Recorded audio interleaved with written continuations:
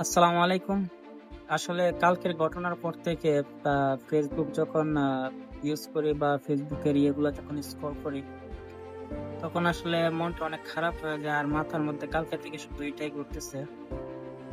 তো কিছুক্ষণ আগে খবরের মধ্যে দেখলাম যে শিক্ষা সচিব জুবায়ের সিদ্দিককে প্রত্যাখ্যান করা হয়েছে। তো ভাই আমি বলবো, বা উনার যদি শিক্ষার ক্ষেত্রে বা শিক্ষার কোনো ক্ষেত্রে যদি উনার কোনো গাফিলতি থাকে, তাহলে উনাকে প্রত্যাহার করতে পারেন। আর আমি জানি উনি কোনো দুধে দোয়া তুলসী কথা না।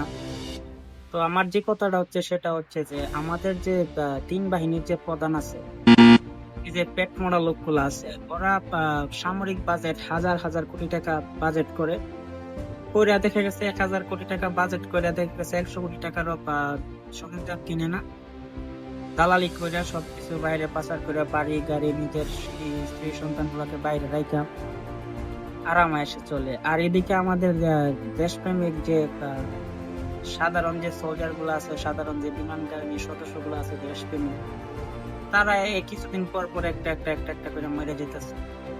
তবে শিক্ষা সচিবের এখানে প্রত্যাখ্যান করাটা ওইটা তো তেমন কোনো গুরুত্বপূর্ণ না। তো গুরুত্বপূর্ণ হচ্ছে এই যে তিনটা পেট মোড়া, এই তিনটা পেট মোড়াকে তাড়াতাড়ি প্রত্যাহার করা খুবই দরকার। যেটা করলে বাংলাদেশের সার্বভৌমত্বের ও বাংলাদেশের জনগণের ভালো হবে।